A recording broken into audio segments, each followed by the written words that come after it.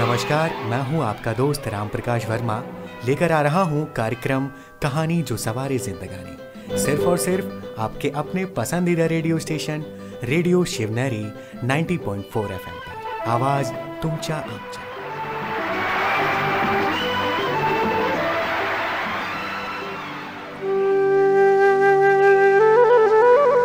नमस्कार, आप सुन रहे रेडियो शिवनेरी 90.4 FM पर विशेष कहानी जो सवारे ज़िंदगानी इस एपिसोड को। और आइए फिर से हमारे साथ डॉक्टर रजनी एक नई कहानी के साथ जुड़ गई है। नमस्कार, मैं हूं आपकी दोस्त रजनी और आप मुझे सुन रहे हैं रेडियो शिवनेरी 90.4 FM आवाज़ तुमच्या आमच्या। आज की स्टोरी का शीर्षक है सबसे ऊंची चोटी। एक पहाड़ की सबसे ऊंची चोटी पर एक बाज रहता था।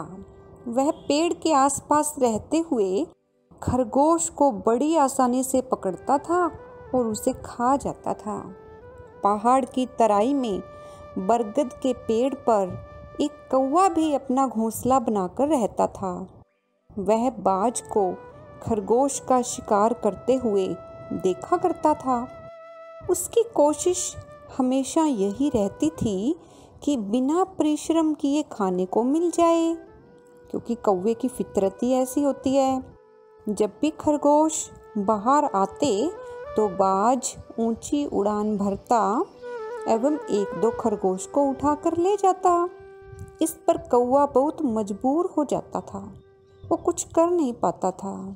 एक दिन कौवे ने सोचा, वैसे तो ये चालाक खरगोश मेरे हाथ आएंगे नहीं, अगर इनका नरम नरम मांस खाना है तो मुझे भी बाज की तरह ही करना होगा और एकदम झपट्टा मार कर खरगोश को पकड़ लूँगा। दूसरे दिन कौवे ने भी एक खरगोश को दबोचने की बात सोचकर उसने भी बहुत ऊंची उड़ान भरी। फिर उसने खरगोश को पकड़ने के लिए बाज की तरह जोर से झपट्टा मारा। अब भला यह कौवा बाज का क्या मुकाबला करता, क्योंकि कौवे और बाज में तो बहुत फर्क होता है ना।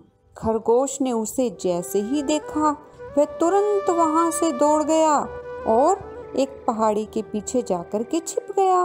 कौवा अपनी ही झोंक में जो उसने जोर से झपट्टा मारा था उसके कारण उस चट्टान से जोर से टकराया।